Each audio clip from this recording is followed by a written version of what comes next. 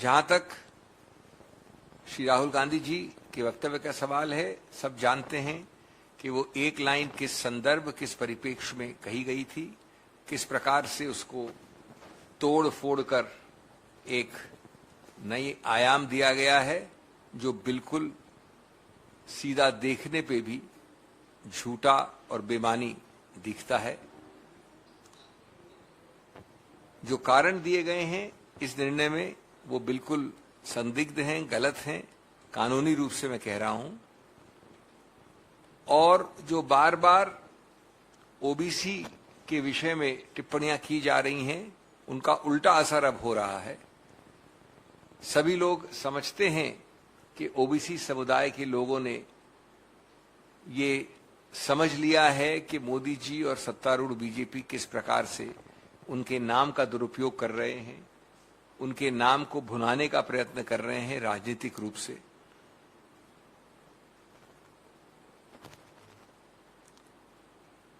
दो वर्ष का मैक्सिमम दंड देना, जो कभी सुना नहीं गया, कभी हुआ नहीं मानहानि के क्षेत्र में।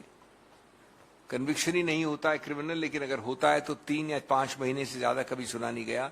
उसको सेशंस कोर्ट द्वारा सही मानना बिल्कुल गलत है। इससे अगर कोई भी समझता है कि राहुल गांधी की आवाज रुकेगी, झुकेगी, साइलेंट होगी, तो वो न राहुल गांधी को जानते हैं न कांग्रेस को समझते हैं। राहुल गांधी स्पष्ट और सही रूप से बोलते हैं। वो लोगों के, जनता जनार्दन के न्यायालय में, उनके दरबार में बोलते हैं। और उन्होंने कोई गलत न कहा है न कहेंगे, लेकिन अपनी आवाज पुरजोर तरीके से सबके सामने रखेंगे। उनके पीछे पड़ना, उनको कभी ट्रोल करना,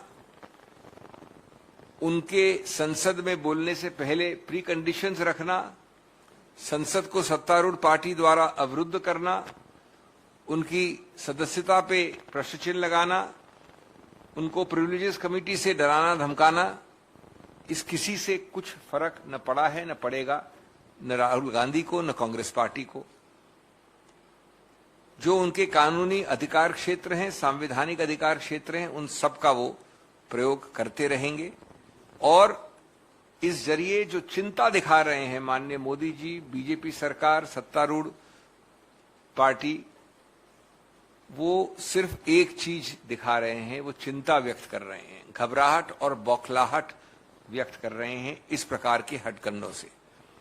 न कि राहुल गांधी के जनहित में पूछे गए इतने सारे अलग अलग प्रश्नों का उत्तर देना, भ्रष्टाचार से संबंधित बहुत पैनी दृष्टि से पूछे गए प्रश्न इत्यादि।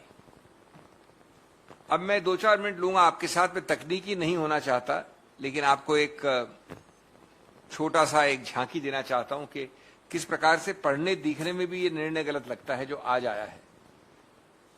और मैं जानता हूं कि मैं जनता से बात कर रहा हूं, आपके जरिए जर्नलिस्ट से बात कर रहा हूं, मैं कोई कानून की बहस नहीं कर रहा, लेकिन जब निर्णय आता है तो निर्णय में आवश्यक हो जाता है कि कुछ तो कुछ डिटेल में जाया जाए।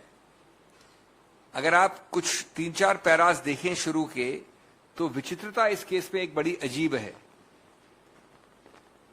केस के बाद केस, यानी पुराने निर्णय लिखे गए हैं, साइट किए गए हैं, जो पढ़ने से भी मालूम पड़ता है कि गलत साइट किए गए हैं, जो लागू नहीं होते या लागू हमारे पक्ष में होते हैं, यानी राहुल गांधी के पक्ष में, या अनुपयुक्त हैं, उनका दुरुपयोग या इस्तेमाल किया गया है निर्णय पे आने के लिए। मैं उदाहरण दूं कुछ आपको।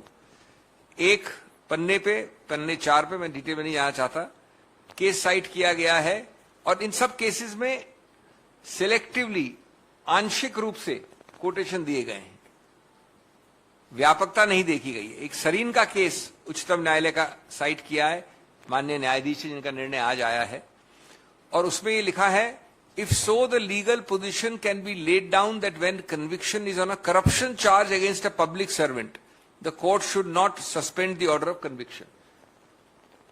अब ये अंडरलाइन किया गया है ये माननीय सेशंस जज द्वारा अंडरलाइन किया गया है, सिर्फ इन्हीं हिस्सों पे रिलाई किया गया है। क्या ये करप्शन चार्ज का केस था? राहुल गांधी करप्शन चार्ज पे संदिग्ध हैं या अभियुक्त हैं? दूसरा उदाहरण दिया नवजोत सिंह सिद्धू का। याद रहे, वैसे नवजोत सिंह सिद्धू के केस में मर्डर चार्ज था या मैनस्लॉटर चार्ज था, उसको अंडरलाइन किया गया। मैं सिर्फ अंडरलाइन पोर्शन